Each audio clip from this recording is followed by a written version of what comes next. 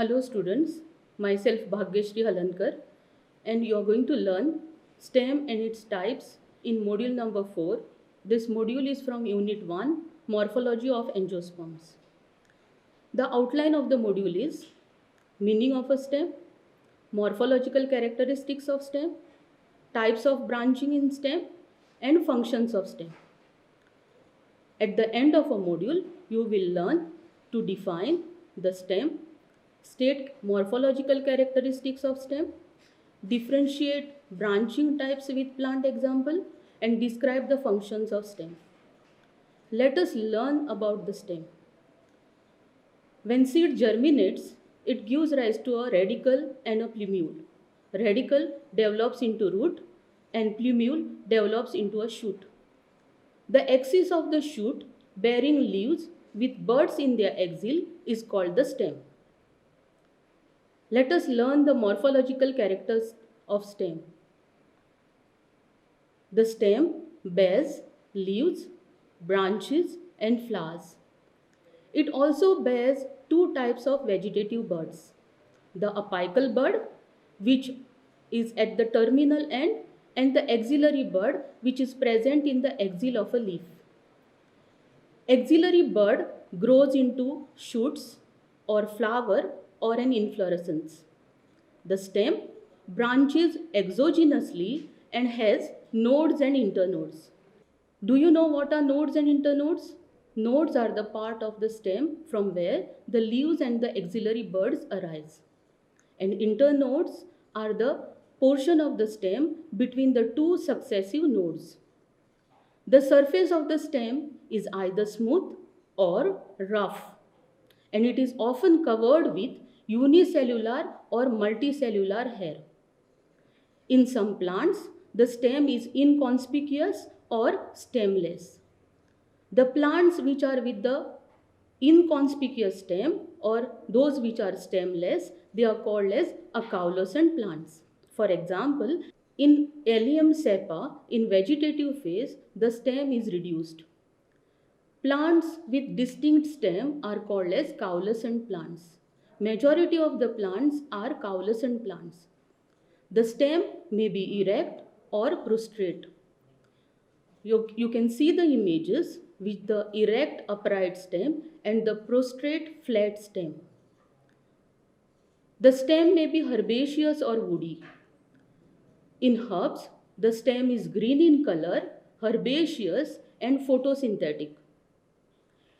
In shrubs and trees, the primary or the young stem is green in color.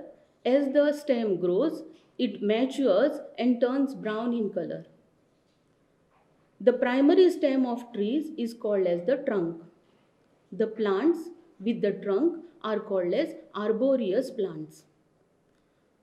In shrubs and trees, the erect, rigid woody stem is covered by a layer called as bark. The bark may be brown, blackish brown or ash grey in color and has smooth or rough texture.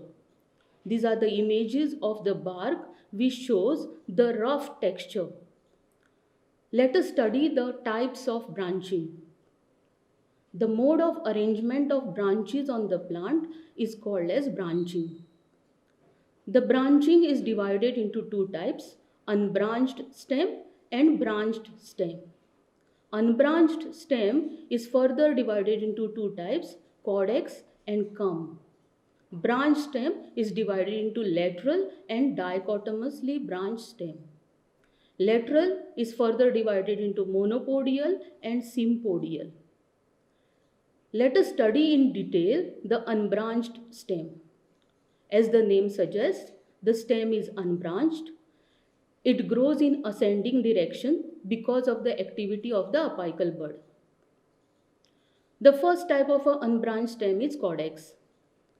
Caudex is erect, cylindrical, stout and strong and is marked with scars and remnants of fallen leaves.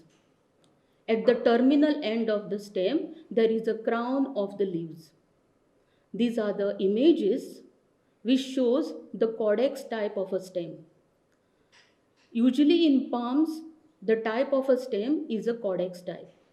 In the image, you can see Cocos nucifera and Areca catechu with the scars on the stem and the crown on the terminal end. The second type of unbranched stem is culm. Culm is unbranched with distinct nodes and internodes. The nodes are solid, whereas the internodes are hollow. The example of culm is Bambusa species. The second type of a branching is a branch stem.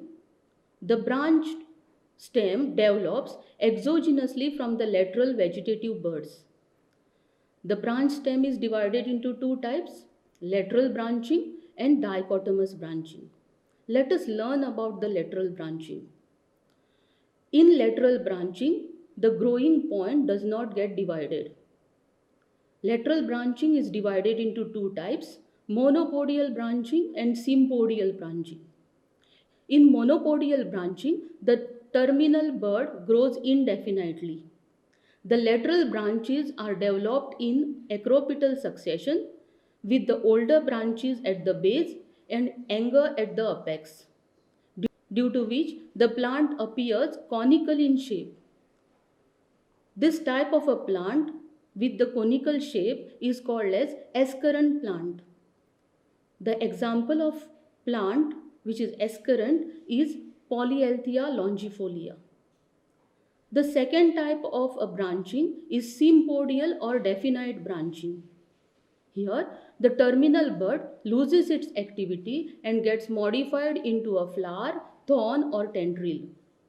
So the growth of the axis is continued by one or more axillary branches. In certain trees, the terminal bud loses its activity and axillary buds grow vigorously to form a large spreading tree. These trees appear dome-shaped and they are called as decurrent trees. Example of decurrent trees is Mangifera indica and Samania saman. Definite branching is divided into different types. The first one is unicacial sympodial branching. In this type, only one lateral branch is produced at a time. There are two distinct forms of unicacial branching. The first one is helicoid cyme and the second one is scorpioid cyme. In helicoid cyme, the successive lateral branches develop on same side forming a helix. It is found in Saraca species. The scorpioid cyme has got the branches on the alternate sides forming a zigzag pattern. This is found in Vitis species and Cissus quadrangularis. The second type of a sympodial branching is bicacial sympodial branching. Here, two lateral axes develop at a time.